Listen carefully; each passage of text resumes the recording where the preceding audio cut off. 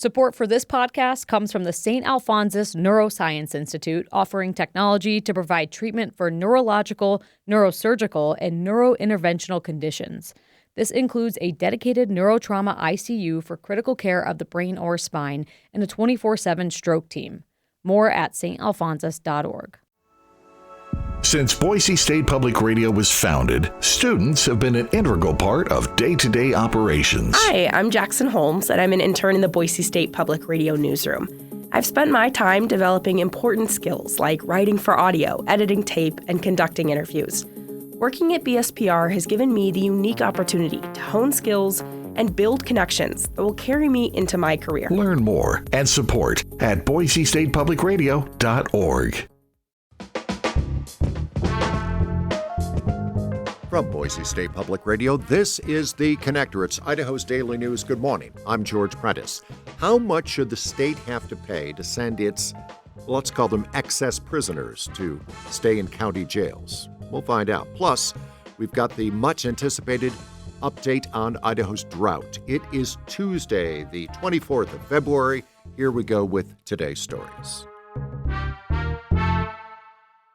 A Boise woman faces federal charges. She is suspected of driving a stolen ambulance into a Meridian building leased by the Department of Homeland Security last week. Meridian police say 43-year-old Sarah George also intended to light the building on fire last Wednesday. Police say they think the suspect poured some accelerant inside the building, but was unable to ignite a fire before being scared off by responding agencies. She is charged with attempted destruction of a federal building by fire, and police said additional charges may be filed. At the Capitol, an introduction of a bill usually doesn't take too long, possibly a minute or two, but on Monday, one introductory hearing was not unlike a public hearing, minus the public. At issue was ACT, A-C-T, that is the Assertive Community Treatment Program, therapy meeting Idahoans with severe mental illness where they live, instead of them landing in an emergency room or jail. We're not San Francisco, we're not Seattle, and one of the reasons we're not is because of programs like this. I do have sincere concerns about these individuals who, under this program, function and work, and when they don't have this program helping them and working in the way it's intended, they're very volatile. This is GOP Representative Ben Furman from Bingham County, introducing a proposal yesterday to restore the program. He told members of the House Health and Welfare Committee Monday that there have been 3 deaths of Idahoans with severe mental illness since the program had been gutted by high-level cuts to Medicaid. He said if the legislature could find a way to fund the ACT program now, the overall savings to Idaho would be tangible. The cost for these individuals going in and out of hospital care or in and out of the jails is atrocious. By using the ACT program, we are saving millions of dollars to the state that can be verified and confirmed. Just as an example, when one of these individuals go into the hospital, it costs on average $9,800. So we are keeping them in their communities, keeping them supervised, helping them live productive lives where they have jobs, they pay taxes, and they are safe. But there were plenty of questions from the committee yesterday. The reason: there are a good many legislators who say they don't have the appetite to fund, let alone restore a program in a session already defined by how many proposed cuts there are to programs and services. The chair of the committee is GOP Representative John Vanderwater. If it stays as a general fund, I cannot support it. And I know some people ask, why are you introducing? Because I think the discussion needs to be had. And when it came time for the committee to decide whether this should have a hearing or not, there was a committee vote, and for the first time in anyone's memory, someone actually voted maybe.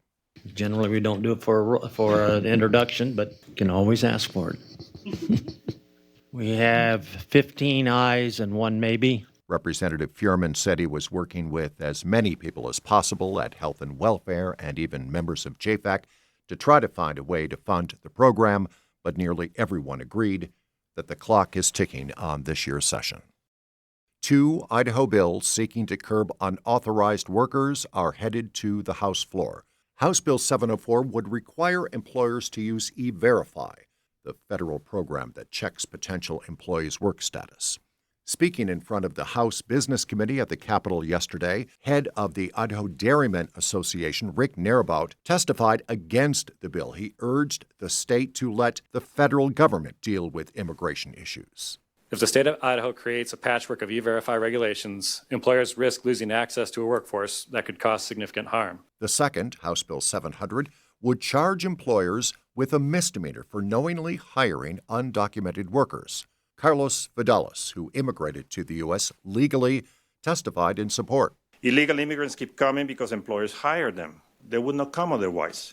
Why obey laws when breaking them has no consequences? Both bills passed through the committee and will be further debated on the House floor. Counties across Idaho could soon get a bit of a break when it comes to housing state prisoners in their county jails. James Dawson tells us more. Right now, the state pays counties $55 a day to house convicted inmates at their jails. That goes up to $75 a day after a week. The bill passed by House lawmakers Monday would raise the default amount to $80 per day. Republican Representative James Petsky says it's a great idea, but that it shouldn't be done in a year where lawmakers are already struggling to cut the budget. To take on something that's an additional $3.1 million ongoing, there's going to be consequences in our budget if we take this on. Republican Representative Charlie Shepard says he understands the state's financial situation. But we have a bigger problem with money at the county level when we are taxing people out of their home. Our property taxpayers should not have to fit the bill for whatever's going on statewide. The bill's future will now be up to state senators. James Dawson, Boise State Public Radio News. Water managers across the region leaned into yesterday's Northwest Drought and Climate Outlook, and the news was not good. At this point in the water year, in the winter season, we don't expect that the snowpack will recover to its near normal values, even though there is some within the Pacific Northwest that predicted that it would occur. It has not. And that is climatologist Larry O'Neill. And pointing to our snowpack, he said there was slim chance of recovering our statewide normal levels. So Idaho is really bumping along its record low, and it's been doing so over the last couple of weeks. And you look at previous low snow years in Idaho, this is one of the worst, and it's just ahead of 2001 and just behind 2010. And meteorologist Aaron Peters was looking at the extended outlook, that is to say, the months stretching through the spring and even into the early summer. Again, this maybe isn't such rosy news. We're looking at below normal precipitation, but it is there on the below normal side, and then above normal temperatures. So this is for April, May, and June. In a nutshell, dry, and too warm. That, while we've got plenty of precipitation in today's forecast, rain in the valley, snow in the mountains, but by the end of this week, things are expected to dry out. For today, Treasure Valley highs will be in the upper 40s. Sun Valley will have a high of 38 this afternoon, 39 degrees in McCall. Highs in the Magic Valley today should be in the upper 40s. And that is today's episode of The Connector. I'm George Prentice. A program reminder, we have live coverage of the State of the Union and the response to the State of the Union. We'll bring it to you live on the radio and on your Boise State Public Radio app. I'll be back here tomorrow for a Wednesday edition of The Connector. For now, thanks for listening.